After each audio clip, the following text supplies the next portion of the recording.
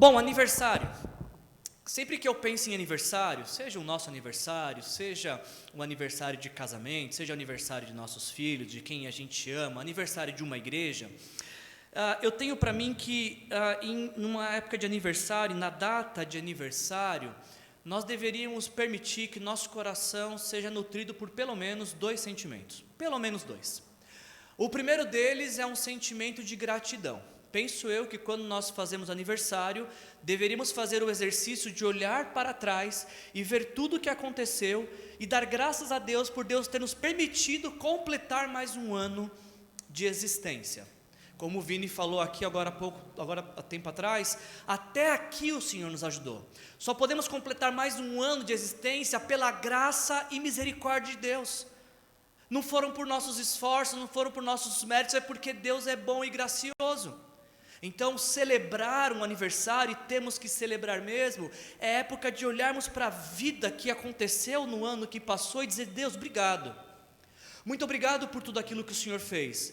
Muito obrigado por ter me trazido até aqui. Muito obrigado, Senhor, por ter me proporcionado tantas coisas, me ajudado a superar dificuldades, proporcionado alegria, ter provido tantas coisas para que eu chegasse até aqui. Por isso, nessa noite eu queria te convidar, então, que você permita que o seu coração seja invadido por gratidão. E agradeça a Deus, porque independente de como foi esse ano, pela graça de Deus, chegamos até aqui. Agora, um outro exercício tão importante quanto olhar para trás e agradecer, é poder olhar para frente e permitir que o coração seja nutrido de esperança.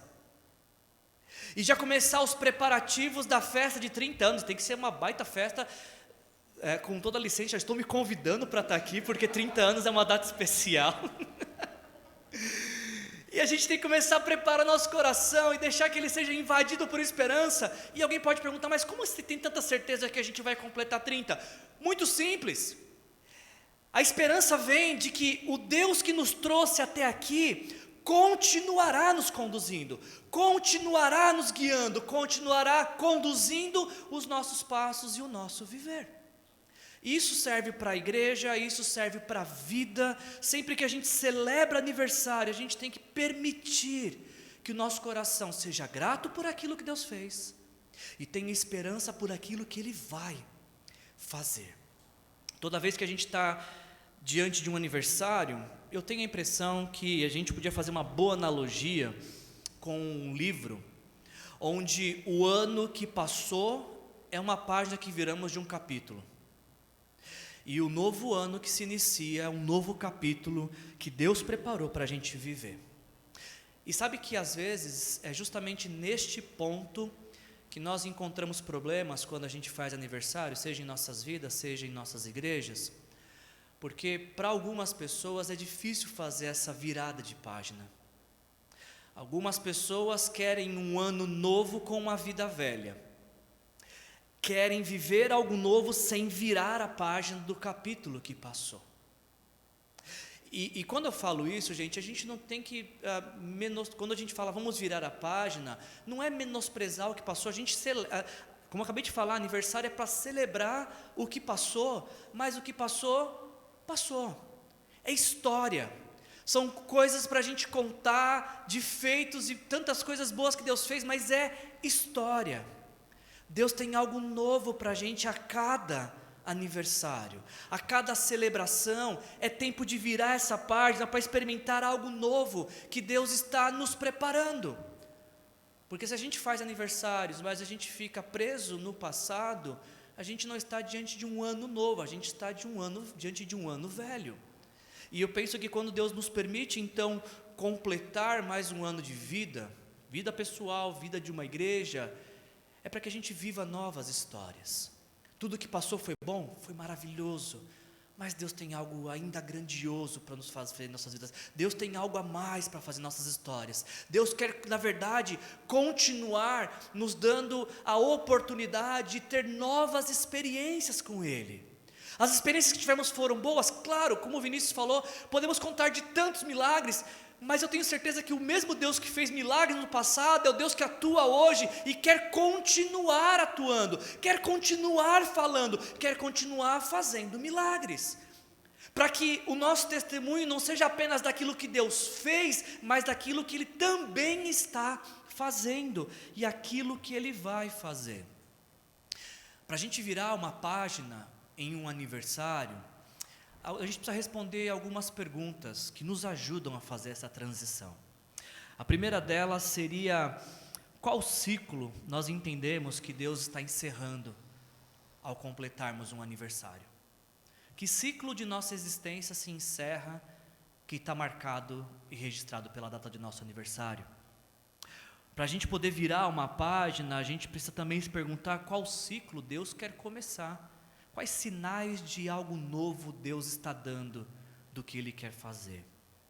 E por fim, uma última pergunta: se Deus, de fato, a cada aniversário de nossas vidas e nossas histórias, encerra-se um capítulo, como se encerra um ciclo, e inicia-se um outro capítulo, como se inicia um novo ciclo de vida e existência, para qual mudança, então, nós precisamos estar abertos, para poder viver o novo ano de Deus para as nossas vidas? Eu acho que aniversários são muito mais do que transições de datas de um calendário.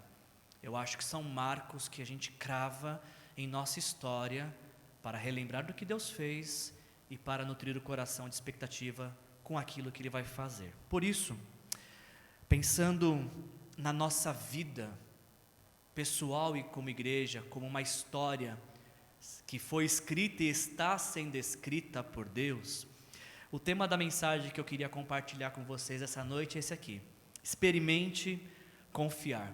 Existe algo novo de Deus para a sua vida, existe algo que Deus está preparando para você viver nesse novo ano que se inicia.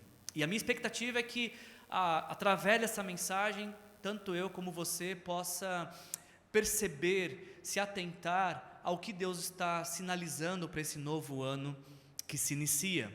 E eu queria que fizéssemos essa meditação, essa reflexão, no texto de Lucas, capítulo 5, versículos de 1 a 11, se você estiver com a sua Bíblia aí, se você estiver com o seu iPad ou seu celular, você pode me acompanhar na leitura, você pode destacar aquilo que chama a sua atenção, mas eu também vou estar transmitindo o texto aqui.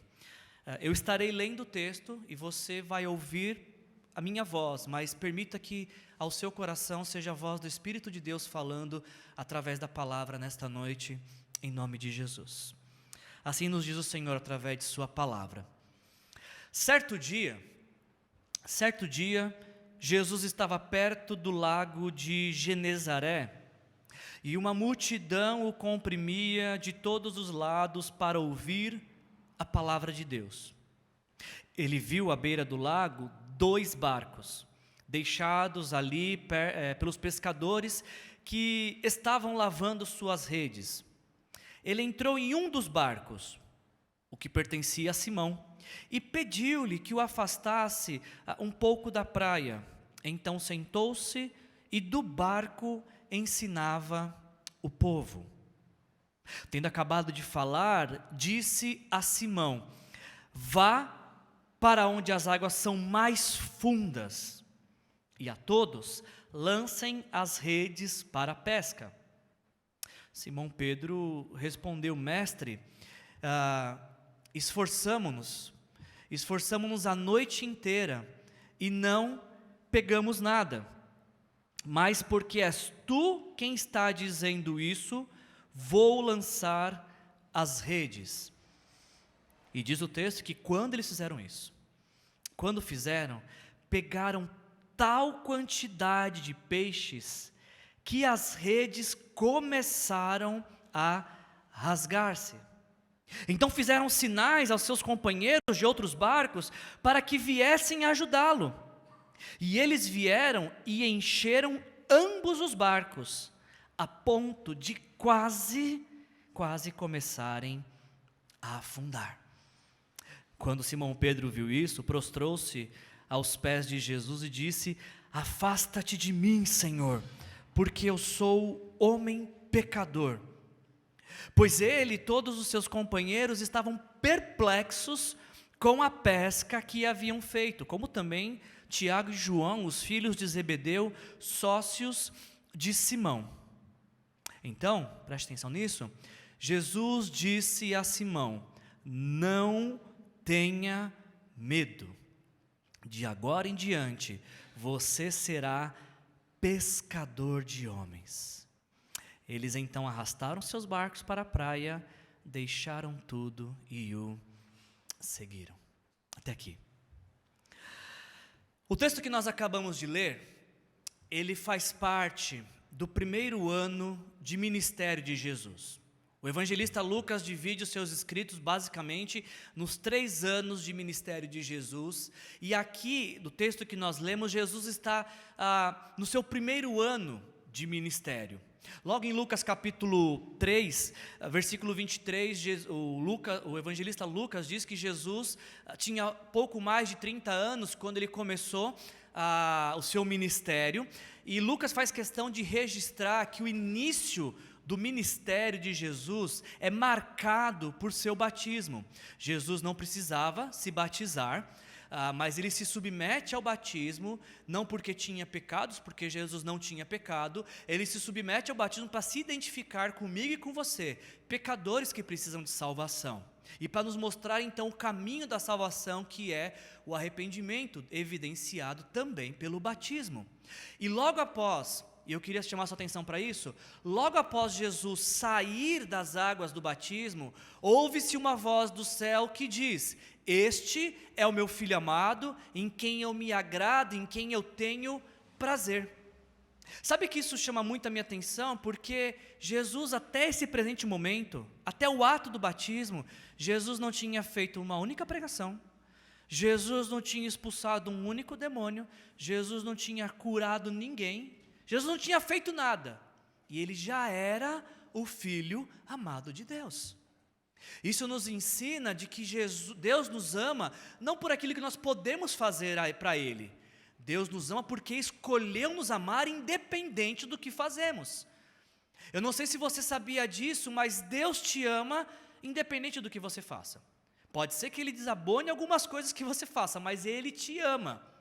Não há nada que você possa fazer que vai levar Deus te amar menos. Como também não existe nada que você possa fazer que vai levar Deus te amar mais do que Ele te ama. Jesus não tinha feito absolutamente nada, e não precisou fazer absolutamente nada para ser o Filho amado de Deus, porque Deus nos ama, porque escolheu nos amar. E a outra marca do início do ministério de Jesus é que logo após ser batizado e ouvir essa afirmação de que era o Filho amado, ele vai ao deserto e no deserto ele é tentado pelo diabo. E o que é marcante nesse relato da tentação é que cada tentação que o diabo lançava sobre Jesus, Jesus respondia: está escrito. Aliás, Lucas diz que quando Jesus entra no deserto para ser tentado, ele está cheio do Espírito Santo. Lucas gosta muito de usar essa expressão, cheio do Espírito Santo, é o que mais usa essa expressão entre os evangelistas. Jesus, cheio do Espírito Santo, vence a tentação com a palavra de Deus. Pelo poder do Espírito Santo, com a palavra de Deus, ele vence as tentações.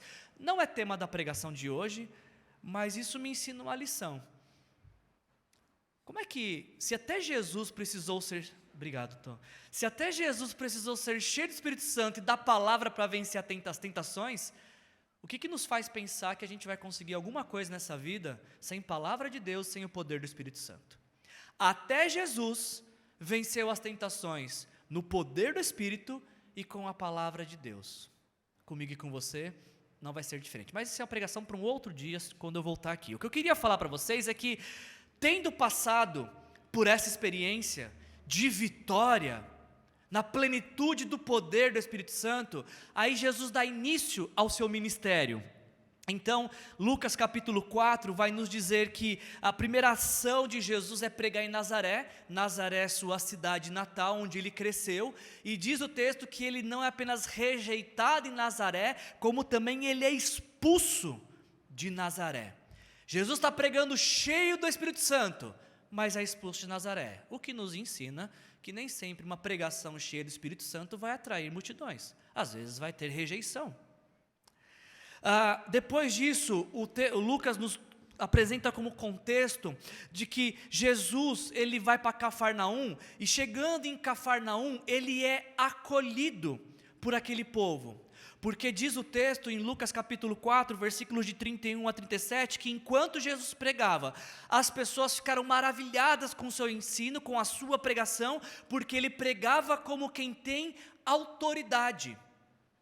A forma de Jesus pregar, a maneira como ele falava, atraía as pessoas ficavam cativadas por aquilo que Jesus falou, e a sua fama começou a se espalhar. Não pelos milagres que ele fez nesse primeiro momento, mas pela forma que ele pregava, na autoridade do Espírito Santo. E por fim, uma última parte de contexto, a gente tem um relato que depois de pregar, Jesus ele começou a fazer alguns milagres, e dentre tantos milagres que Jesus fez, um especial eu queria chamar a sua atenção, queria que você gravasse isso. Dentre tantos milagres, Jesus cura a sogra de Pedro. Diz o texto que Jesus vai até a casa de Pedro, lá está sua sogra enferma, e Jesus a cura. Guarde essa informação, ela vai ser útil para a gente daqui a pouquinho. Este é o contexto do texto que nós lemos. Essas são as bordas do retrato, para que o retrato de Lucas 5 pudesse ser pintado. Isso que está acontecendo, o início do ministério de Jesus, seja o batismo, as vitórias no deserto contra tentações, e esse início de ministério é o berço onde se desenvolve a narrativa que nós lemos de Lucas 5. Jesus está no início do seu ministério, Jesus é rejeitado por aqueles que são mais próximos e acolhido por aqueles que eram distantes. Jesus, ele ensina com poder e autoridade, e o ensino da palavra está cativando as pessoas, causando espanto e admiração. Tendo isso como contexto, então a gente lê Lucas capítulo 5, como fizemos, onde nós encontramos duas histórias. A primeira delas é Jesus ensinando a multidão, ensinando o povo. Nós começamos lendo Lucas 5, e o texto dizia que certo dia, depois de ter curado, depois de ter expulsado demônios, depois de ter curado a sogra de Pedro, certo dia, Jesus ele chega numa região ao lago de Genezaré, e uma grande multidão está atrás dele, não pelos milagres, está atrás dele para ouvir a palavra de Deus. As multidões os comprimiam para ouvir a palavra de Deus. Essa é a primeira história então que Lucas 5 conta, como nós lemos.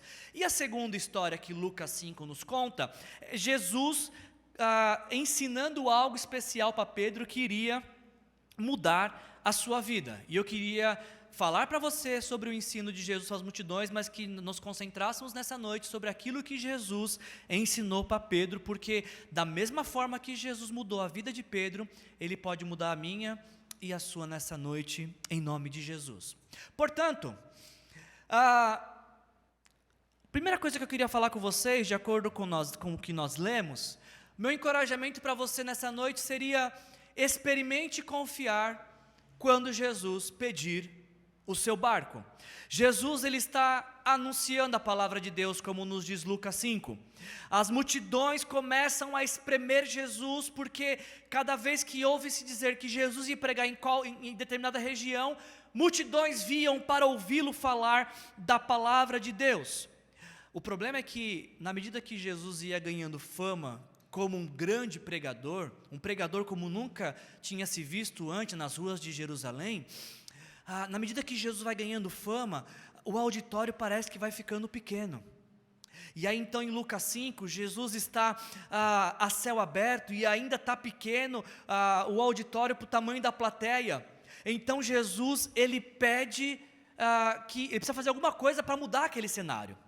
Tenta imaginar essa cena: uma vila de pescadores sendo invadida por uma grande multidão. E talvez os pescadores pensando: opa, hoje a gente vai vender bastante, vamos conseguir vender tudo que a gente pescou. Não, na verdade não, essa multidão não está ali para comprar.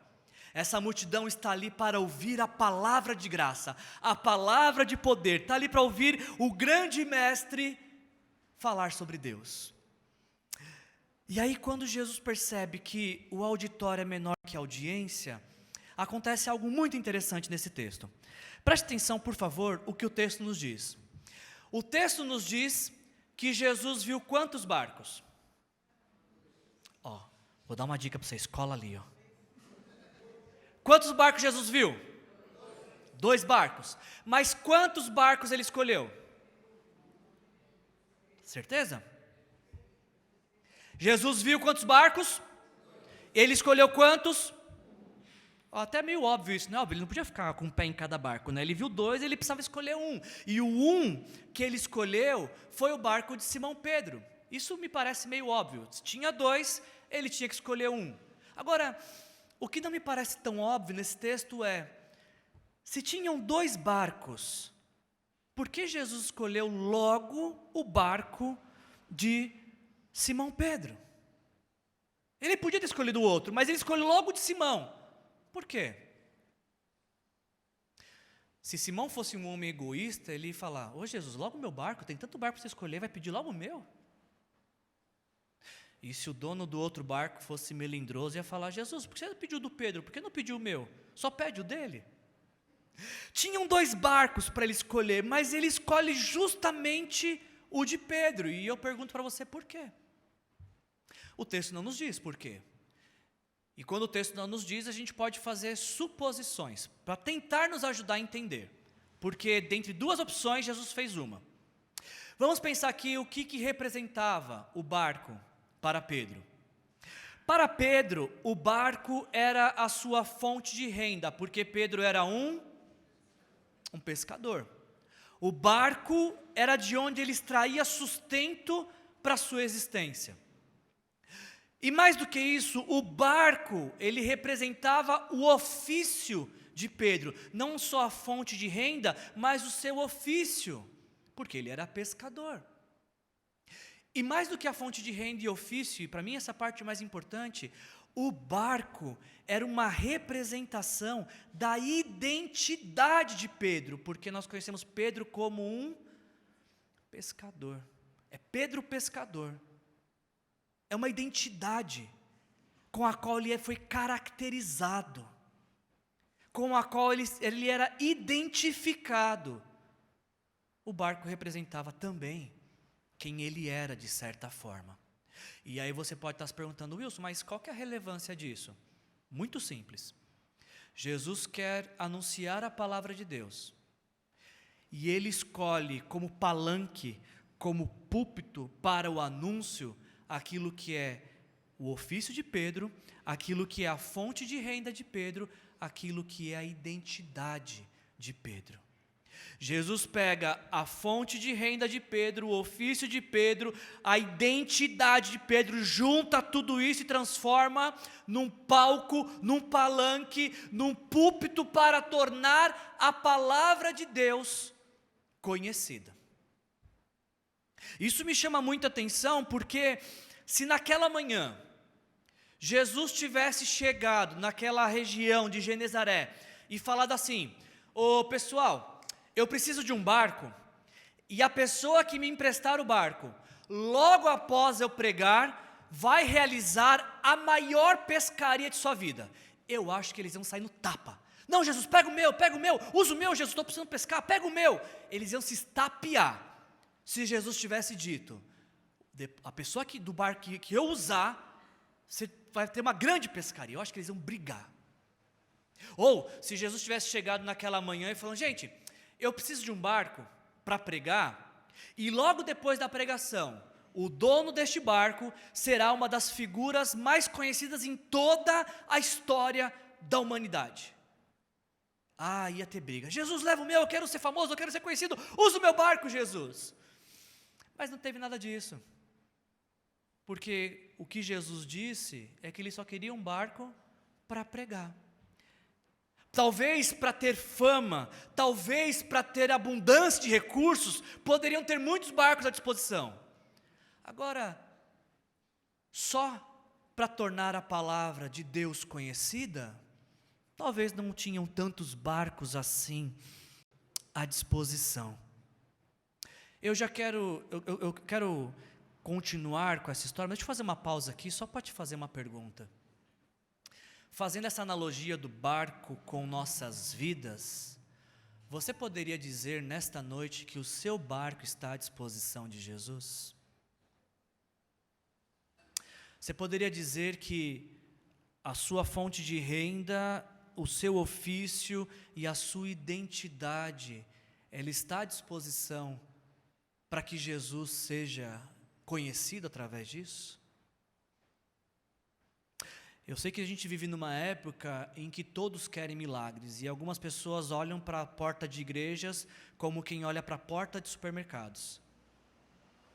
Nos nossos dias, muitas são as pessoas que entram em nossas igrejas à procura de milagres. Eu me pergunto quantas pessoas que sentem em nossas igrejas, nossas cadeiras, na expectativa de serem o milagre de Deus, de terem suas vidas como meio pelo qual Deus se tornará conhecido.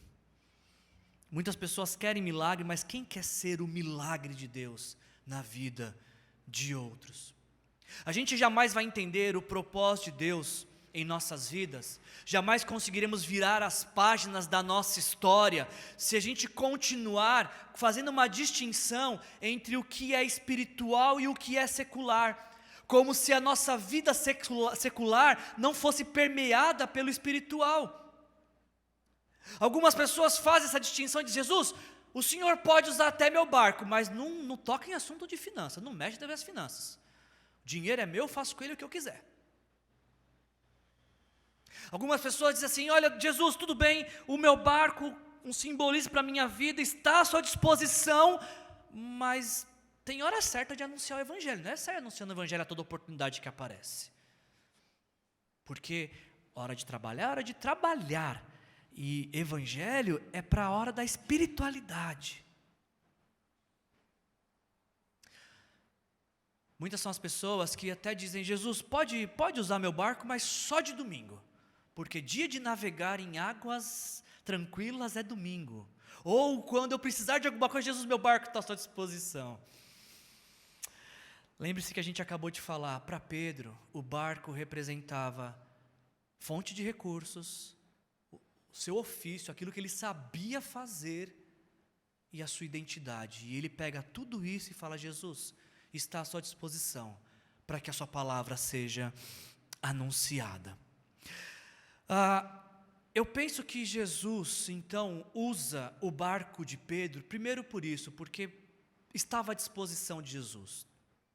Mas também, eu penso que Jesus escolhe usar o barco de Pedro, porque Jesus já estava trabalhando ao entorno da vida de Pedro.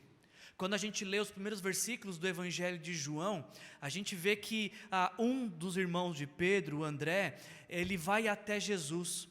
E depois que André conhece Jesus, ele corre para falar com Pedro. Pedro, achamos o Messias.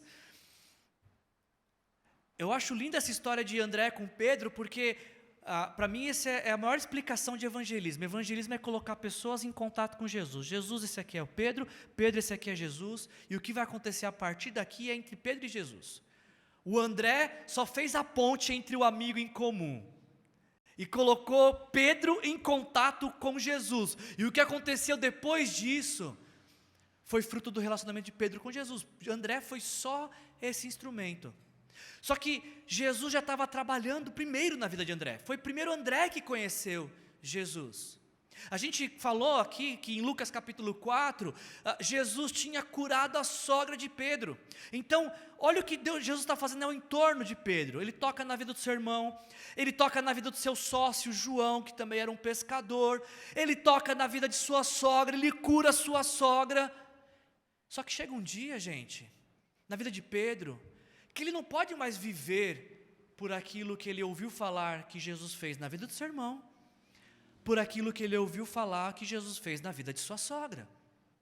Chega um dia, como chegou na vida de Pedro e como tem que chegar na minha vida também, que as nossas histórias sobre Jesus já não pode ser mais apenas por aquilo que nós ouvimos que ele fez na vida de outros. Nossas histórias sobre Jesus não podem ser mais apenas aquilo que a gente ouviu dizer que Ele fez com pessoas ao nosso redor. Chega uma hora em nossas vidas que nós temos que ter histórias para dizer do que Ele também está fazendo em nossa vida, em nossa história. Foi muito bom para Pedro, imagino eu, saber que ele teve um encontro com o Messias. E talvez Pedro até olhou para o seu irmão e falou: poxa, André, você está diferente, o que aconteceu? Encontrei o Messias. Para Pedro talvez foi uma alegria ver a sogra dele sendo tratada por Jesus, porque sogras precisam também ser tratadas por Jesus. Que alegria para Pedro ver a sogra dele, uma mulher diferente, porque teve um encontro com Jesus, ótimo. Mas chega uma hora que esse encontro também tem que ser pessoal, também tem que ser íntimo, tem que ter uma história dele para contar sobre Jesus. E eu penso que é por isso que Jesus, de duas opções, ele escolhe justo a de Pedro, porque aquele foi o dia que Jesus ia transformar a vida de Pedro para sempre, para sempre. Aquele foi o dia que Pedro chegou nessas bifurcações que a vida nos proporciona, onde promove um encontro com Jesus que transforma para sempre o nosso viver. Você já teve esse dia já? Esse dia onde a vida te levou a uma bifurcação e que você reconheceu Jesus como o Senhor e o Salvador? Você já teve essa experiência já? Já aconteceu com você isso? Esse foi o dia do Pedro, o dia dessa pesca maravilhosa em Lucas capítulo 5. Ainda, Pedro está pescando, ele passa a noite inteira para pescar, ele emprestou o barco para Jesus. O texto continua nos dizendo que depois disso, depois que Jesus pregou, Jesus acaba de terminar aquela conversa com o público e se volta agora para Pedro. A segunda lição que nós temos nessa noite não é apenas que devemos experimentar confiar quando Jesus pedir nosso barco, como também devemos experimentar confiar quando Jesus nos dar uma ordem. Pedro acabou de pescar, ele está chegando na praia sem pegar nada, absolutamente nada. E depois que Jesus usou seu barco e pregou, Jesus volta-se para Pedro e Pedro diz para Pedro: Pedro, agora que você voltou, chegou na praia, volta para o mar, lança a sua rede. O texto me chama a atenção porque quando é para pregar, Jesus pede: você pode me emprestar o seu barco? Agora quando é para mudar a vida de Pedro, ele dá uma ordem: Pedro, volta, vai, lança. E Pedro fala para Jesus: Jesus, mas a gente se esforçou a noite inteira. Você consegue imaginar essa cena? O quão frustrante deve ter sido para Pedro, o quão inquietante, o quão conflitante deve ser para alguém que é especialista em uma coisa, e aquela coisa na qual ele é especialista, que ele sabe fazer, não dá certo. Quão frustrante é isso? Saber fazer uma coisa, e a única coisa que você sabe fazer, não dá certo. Como deve ter sido frustrante aquela noite para Pedro, passar a noite inteira pescando, e chegar pela manhã em sua casa e falar: olha, hoje põe mais água no feijão, porque é o que tem hoje, arroz e feijão. E o peixe? O mar não estava para peixe hoje.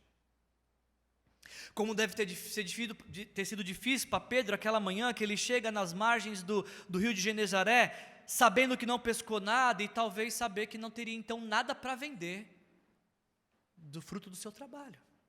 Quão frustrante deve ter sido para Pedro pensar: eu vou chegar na margem, os meus credores estarão lá e eu vou ter que dizer: dá para renegociar a dívida? Não pesquei nada. E aí, se não fosse ruim o suficiente lidar com esse conflito de não conseguir fazer a única coisa que sabia fazer, e todas as implicações disso, além desse conflito, ele chega e ouve ainda Jesus falar: Pedro, volta. Pedro, lança as suas redes mais uma vez. Pedro acabou de dizer: Jesus, a gente se esforçou a noite inteira. Talvez porque Pedro sabia que o melhor horário para pescar era à noite. Eu não sou um bom pescador, não sei se é o melhor horário para pescar, se a hora de pegar atum e salmão é de noite. Pedro sabia, ele achava que a hora de pescar era à noite. E daquilo que ele sabia, que ele tinha entendimento, Jesus contraria a lógica dele e fala: volta para pescar. Eu acabei de voltar no melhor horário, você está mandando eu ir pescar no pior horário? Jesus contraria aquilo que Pedro sabia ou achava que sabia. Quando Jesus fala para Pedro: Pedro, volte e lance as redes, diz o texto que Pedro está lavando as redes, que é a parte final do trabalho do pescador. Ele teria que sujar de novo, se esforçar de novo. Jesus está falando: Pedro, você vai tentar outra vez. Ainda, a parte que me parece mais importante desse texto, Jesus ele não está sugerindo, ele não está falando assim: Pedro, eu estou com um bom pressentimento, eu acho que há uma enorme chance, se você talvez for pescar agora, acho que você vai conseguir pegar uma coisa. Não é uma sugestão, não é uma impressão que Jesus está tendo, não é uma recomendação. Pedro, se você puder, se não for muito difícil para você, volta lá, garoto. Não é uma recomendação, não é uma sugestão, é o quê? É uma ordem. Pedro, volta. É quase um incentivo. Vai, Pedro, quase uma torcida. Vai, Pedro, volta. Volta para onde? Para o lugar da frustração? Sim, volta. Volta para o lugar onde não deu nada certo? Sim, volta. Volta para o lugar onde pode ser que dê errado de novo? Sim, volta. Mas qual que é a diferença? Se eu já fiz tudo isso, a diferença é uma só. Pedro fala: Jesus, passamos a noite inteira e não pegamos nada, mas porque és tu quem está dizendo, vou lançar as redes. Sabe qual que é a diferença agora? A diferença agora é porque Pedro vai voltar não mais com base em seu conhecimento. A diferença é que agora Pedro volta não mais com base em sua experiência. A diferença é que agora Pedro não volta mais por obrigação ou porque está tendo um bom pressentimento. Não. A diferença é que agora ele volta sobre uma ordem de Jesus. E diz o velho ditado, já que a gente está fazendo 29 anos, manda quem pode, obedece quem tem. Coisa de velho, né? Eu já me sinto velho e posso falar isso. Manda quem pode, obedece quem tem juízo. Jesus pode mandar, ele tem autoridade. Eu vou obedecer, é óbvio. É óbvio que eu vou obedecer. É muito melhor um frustrado obediente a Jesus do que ser um arrogante desobediente. Jesus é para pescar? Para voltar? Eu vou voltar. Não deu certo, tentei a noite inteira, tudo que eu sabia foi frustrado, mas se o Senhor está mandando, eu vou fazer. E aí o texto nos diz que, tendo feito isso, eles pescaram uma grande quantidade de peixes, tão grande que a rede quase arrebenta e o barco quase afunda. Eu penso que talvez nessa hora alguns pensaram: por que não prestei meu barco para Jesus? Podia ter sido meu barco essa hora. Só que tem um detalhe nesse texto que poucas pessoas percebem, que quando Pedro percebe a quantidade de peixes que ele está pescando, ele não vira para o seu irmão André e fala: André, que pescaria, temos aqui o rendimento para 1 ano, quem sabe, nós vamos nos tornar agora uma grande empresa, seremos os irmãos pescadores. Tem os irmãos construtores, né? Eles seriam os irmãos pescadores de uma grande empresa por conta daquele grande faturamento. Não é isso que ele faz. Quando ele vê que ele tem um faturamento maior do que ele podia comportar, o que ele faz? Ele reparte, ele compartilha. Sabe o que eu aprendo com isso? Eu acho que esse é o motivo porque Jesus usa alguns barcos e outros não. Porque algumas pessoas preferem afundar a compartilhar aquilo que recebem de Deus. Algumas pessoas acreditam que o que elas recebem é para elas, é para ser privatizado, é meu, e acabam afundando com isso como um peso. Poucas são as pessoas que entendem que aquilo que recebem de Deus é para ser compartilhado. O que Deus faz em mim, o que Deus me concede não pode terminar em mim, não pode ter um fim em mim. O que Deus faz em mim é para ser transbordado sobre a vida de outros, para ser compartilhado com outros. Quem disse isso? O Pedro. A hora que ele percebe que ele tem mais do que ele precisa, mais do que ele pode conter, ele decide compartilhar com outros aquilo que ele tinha recebido de Deus. E aí, caminhando para a conclusão, gente, experimente confiar quando Jesus pedir seu barco. Experimente confiar este ano que se inicia para vocês, Igreja da Vila, quando Jesus der uma ordem. E principalmente, experimente confiar quando Jesus decidir mudar o rumo da sua vida. Nos diz o texto que quando Pedro tem essa experiência de uma pesca maravilhosa, como nunca antes ele tinha tido.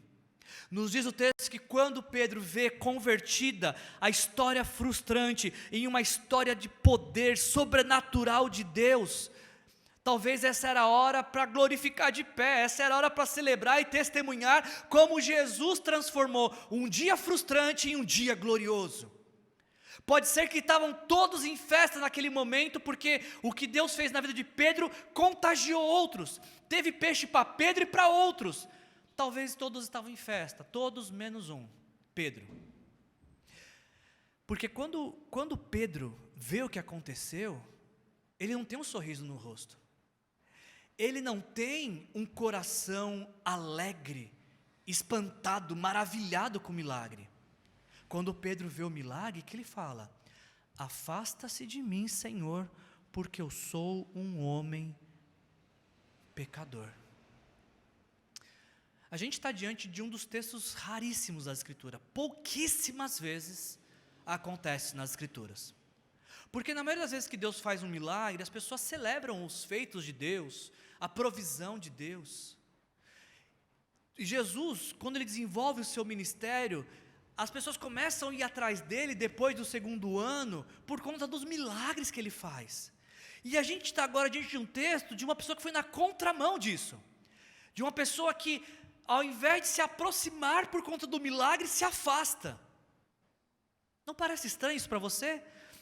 Pedro, ao invés de se aproximar de Jesus e querer mais milagre, ele vai na contramão e ele fala: afasta-se de mim, porque eu sou pecador. Um detalhe que me chama a atenção nesse texto é que quando Jesus fala, Pedro, volta para pescar, a palavra que Pedro usa para se dirigir a Jesus é mestre. Ele fala, mestre, esforçamos a noite inteira. A palavra que Lucas registra, dita por Pedro como mestre, não é a palavra aramaica rabone, nem a palavra grega didáscalos, de onde a gente tira a ideia do mestre que ensina, o professor que tem algo, um conhecimento a transmitir. Quando Jesus fala para Pedro, quando Pedro fala para Jesus, mestre, esforçamos a noite inteira, a palavra que Pedro usa ali para mestre é a palavra epistastes, que é o mestre no sentido de comandante, de general, aquele que dá ordens e quem tem juízo obedece. Pedro, quando é para obedecer, ele se dirige a Jesus como mestre.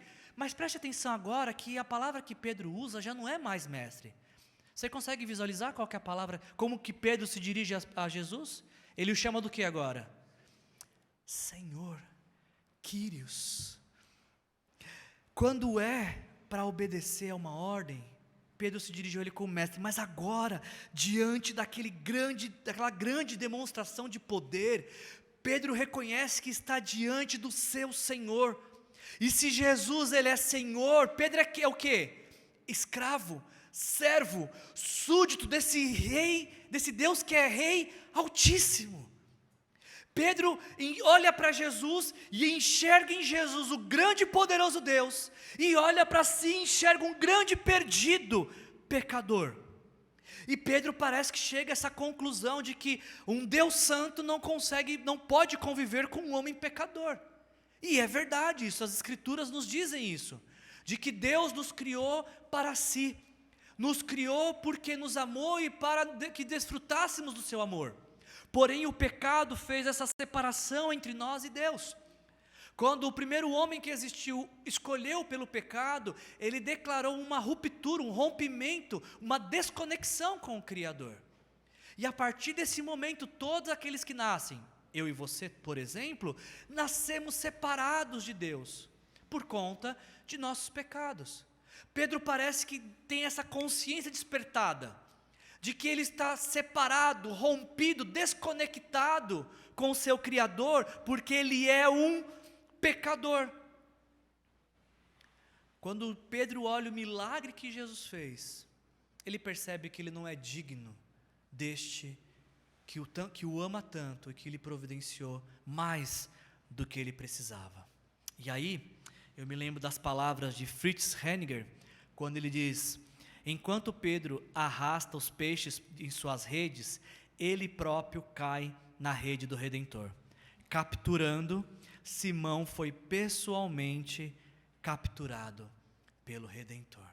O que Pedro aprenderia a partir daquele momento é que Jesus vem ao mundo justamente à procura de pecadores para que pudesse salvar.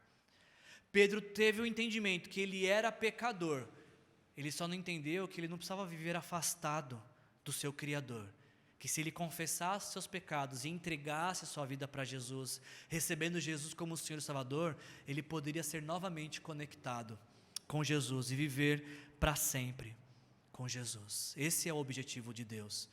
Deus envia Jesus ao mundo para morrer na cruz no meu lugar e no seu lugar, para que não precisemos mais viver afastados desse Deus Santo. Pelo contrário, para que através do perdão dos nossos pecados, possamos ter nossa vida reconciliada com Deus.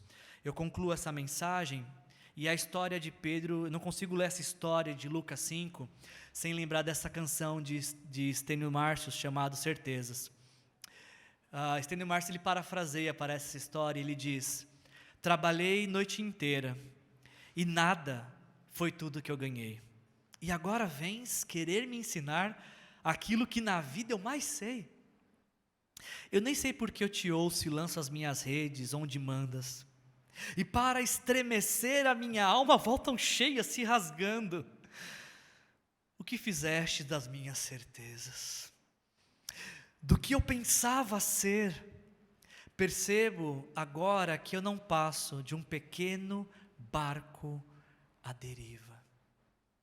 Quando Pedro diz para Jesus: afasta-te de mim, porque eu sou um pecador, Jesus disse para Pedro: Pedro, não tenha medo. Graças à obra que Jesus veio realizar na cruz, a gente não precisa ter medo do Criador. Graças à obra de Jesus na cruz, a gente pode olhar para os céus e ter certeza que lá existe um Deus que nos ama e se importa conosco mais do que a gente pode imaginar. E essa experiência que Pedro teve, lhe proporcionou duas coisas. A primeira é que ele foi transformado de pecador para pescador de homens, que seria um sinônimo para discípulo. Eu acho que é uma ótima promoção. O que vocês acham disso? De pecador para discípulo? Que coisa fantástica. Pedro, nessa hora, ele precisou fazer uma decisão que eu e você precisamos fazer em algum momento da nossa vida. Porque Pedro teve um grande faturamento, e é nessa hora talvez que ele podia ficar com aquele faturamento. Mas a pergunta que eu te faço é: quanto que rendeu aquele faturamento daquele dia para Pedro? Alguém saberia dizer? Quanto que Pedro lucrou com aquilo? Quanto duraria? Quantas pessoas foram alimentadas com aquilo? O que eu quero chamar a sua atenção é que se Pedro tivesse ficado com os peixes, nós não estaríamos falando de Pedro nessa noite, porque talvez ele seria conhecido nos seus dias como um grande empresário da pesca, mas a sua história teria morrido naquele dia de um grande faturamento. Pedro, ele não quis ficar com a história de um grande pescador. Dizem que pescadores têm boas histórias, né? Pedro não quis ter essa história de um grande pescador para contar. Ele teve que decidir se ele ficava com os peixes ou se ele seguia com Jesus. E a gente só está contando de Pedro hoje porque ele tomou essa decisão de deixar os peixes de lado para seguir Jesus. O texto diz em algumas versões que ele o seguiu imediatamente, porque depois de um convite desse, que peixe nada, eu vou seguir Jesus. Ele o seguiu imediatamente. Nós deixamos de ser pecadores e passamos a ser discípulos quando temos essa mesma disposição de entregar nossa vida para Jesus e segui-lo por todo o nosso viver, daqui até a eternidade. Essa foi a decisão que Pedro tomou naquele dia. Essa foi a decisão que eu tomei no dia 25 de janeiro de 97, através de uma ação dos jovens desta igreja. Você já tomou essa decisão? Se você não tomou, essa é uma noite propícia, talvez Deus te trouxe aqui só para você também deixar de ser um pecador para ser um discípulo amado de Jesus. Outra coisa que me chama a atenção, e com isso eu encerro, é que Pedro, quando ele olha para aquela quantidade de peixes, ele podia ficar com aqueles peixes, ele podia montar a empresa dos irmãos pescadores, ele, o André, o Tiago e o João, e talvez ele teria muito sucesso com aquilo tudo, mas aquilo acabaria com o tempo. Em algum momento aqueles peixes, o dinheiro que aquela pescaria rendeu, acabaria. Pedro parece que tem uma sensibilidade maior, e ele entende que ele precisava abrir mão daquilo que ele podia ganhar para poder receber aquilo que jamais ele poderia perder. Você entendeu isso? Pedro, ele está preocupado em ganhar o que ele jamais poderia perder, que é a salvação em Jesus. Ele abriu mão de tudo para ganhar algo que jamais foi tirado dele, a vida eterna em Jesus. Eu encerro aqui a história de Pedro e te convido a pensar na sua história. Te convido a pensar na história de pessoas que você conhece, porque talvez você está me ouvindo fala assim, Wilson, mas eu já tive esse momento também de pecador a discípulo, Jesus já salvou a minha vida, e eu te pergunto, ok, você está mudando o destino eterno de quem a partir de agora então? Para quem você está compartilhando essa história? Com quem você está compartilhando essa história? Eu só posso estar aqui com vocês hoje porque em 97 alguém do meio de vocês saiu daqui e anunciou o evangelho para mim. E eu posso te garantir, deu certo comigo, gente. Estou aqui, depois de 26 anos. Vai dar certo com outras pessoas também, se vocês tiverem a mesmíssima disposição que tiveram com a minha vida. Assim como esse ministério, Igreja Aliança da Vila, mudou meu destino eterno, existem outras pessoas que Deus quer usar vocês também para mudar o destino eterno, como mudar o meu destino eterno. Se o seu destino eterno ainda não foi mudado, essa é uma noite que você pode entregar sua vida para Jesus com uma simples oração. Dizer, Senhor Jesus, eu reconheço que assim como Pedro, eu também era um pecador e eu preciso desse Salvador. Me salva, Jesus, eu te entrego a minha vida. Se você já fez essa entrega, talvez a sua oração seja, Jesus, eu quero mudar o destino eterno de alguém. Da mesma forma que um dia mudar o meu destino eterno, usa a minha vida para mudar o destino eterno de alguém. E quem sabe, se Deus nos conceder essa graça, no aniversário de 30 anos, esperamos estar todos aqui, algumas cadeiras que estão vazias hoje terão preenchidas por pessoas por quem Deus te dará a oportunidade de compartilhar o Evangelho e mudar o destino eterno. Que assim seja, para a honra e glória de Jesus, para os muitos outros anos que Deus proporcionar a essa amada igreja. Jesus abençoe a sua vida.